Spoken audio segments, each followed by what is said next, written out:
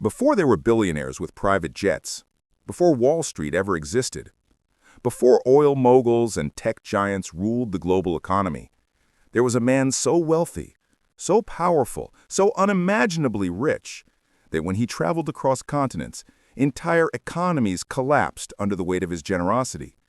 A man whose fortune, when adjusted to today's standards, dwarfs the wealth of Elon Musk, Jeff Bezos, Rockefeller, and every modern billionaire combined.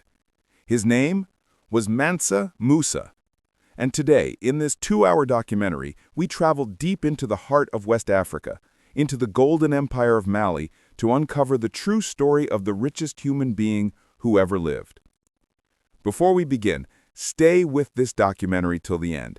What you're about to learn is deeper than history. It is a roadmap of legacy, power, and the forgotten greatness of African civilization. Our story begins in the early 1300s, in the sweeping savannas of West Africa, where caravans cut across endless horizons and kingdoms rose on the back of gold, salt, and intellect. The Mali Empire was already one of the most powerful states in the medieval world. It stretched across modern-day Senegal, Mali, Guinea, Niger, and beyond. Its cities glowed with scholarship, trade, and wealth. And at its center was a young man destined for greatness, Musa Keita. Born into the noble Keita dynasty, Musa grew up surrounded by scholars, warriors, and merchants. He learned early that a king's wealth was not only measured in gold, but in knowledge, diplomacy, and purpose. But destiny would arrive sooner than expected. When the sitting emperor, Abu Bakr II, embarked on an ambitious voyage to explore the Atlantic and never returned, Musa was chosen as deputy ruler.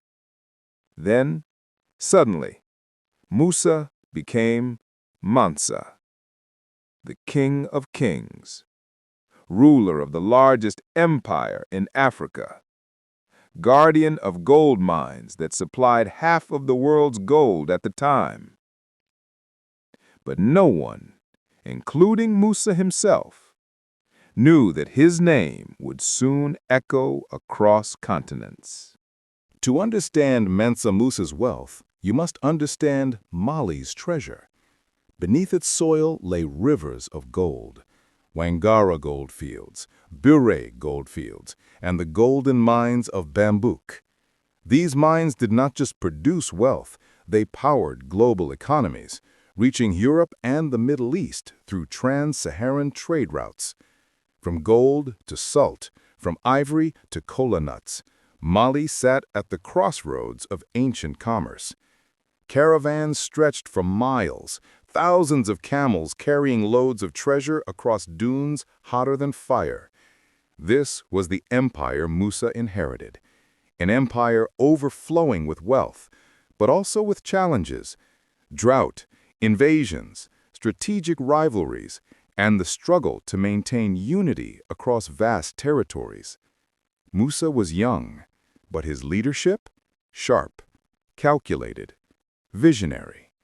He wasn't just a king, he was a builder.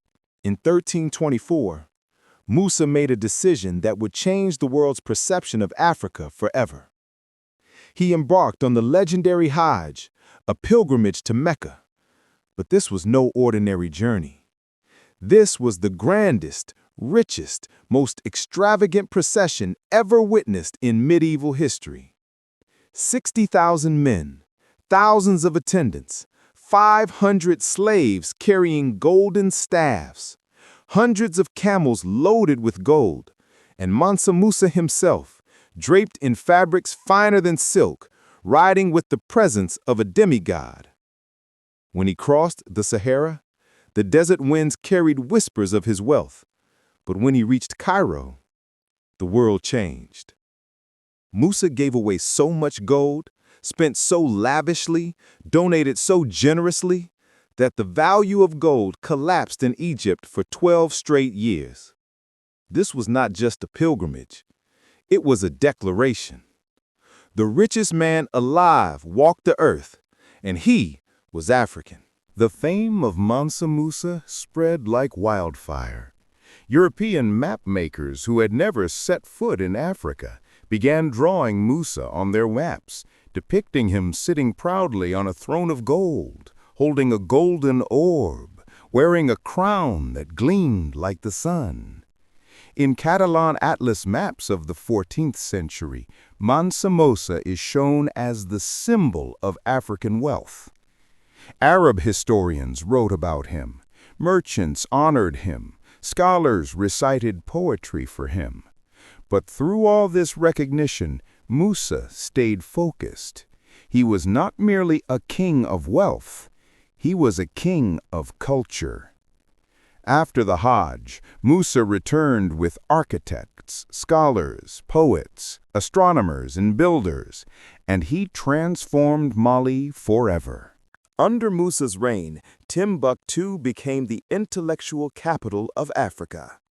The legendary University of Sankore flourished, hosting thousands of students, scholars, and manuscripts that contained centuries of science, history, mathematics, and philosophy. Musa built mosques, libraries, schools, and learning centers. He invited architects from Andalusia and Cairo. He turned Timbuktu into a melting pot of knowledge, a city rivaling ancient Athens and Cairo. And through trade and scholarship, Mali became one of the most advanced civilizations on Earth. This was the Golden Age, an African Renaissance, long before Europe would have its own. Mansa Musa's story does not end with his death. His influence reached far beyond his lifetime. His lineage continued to rule the Mali Empire. The gold he distributed influenced global trade. The cities he built educated generations of scholars, and his pilgrimage permanently placed Africa on the global map. But perhaps the greatest part of his legacy is the legacy of possibility. Mansa Musa proved that Africa was not a continent of darkness, but a continent of brilliance, empire, learning, and unlimited wealth. He shattered the myth that greatness only existed elsewhere. He showed the world that Africa was powerful, organized, and rich beyond measure. And now, hundreds of years later, his story still inspires millions across the world. Mansa Musa lived not only as the richest man in history, but as one of the most influential rulers the world has ever known. A king who understood that true power is not in wealth alone, but in what you build, what you inspire, and the legacy you leave behind. His empire may have faded, but his story remains immortal. If you enjoyed this deep exploration into African history, hit subscribe right now. We have more powerful stories coming, stories that the world tried to forget, but together we will bring them back to life. And don't forget, the full extended version of this documentary, plus the entire African Empire series, is available for purchase in the description. Your support helps us research, create, and preserve these forgotten histories. Thank you for watching, and until next time, stay curious, stay inspired, and stay proud of the greatness of Africa.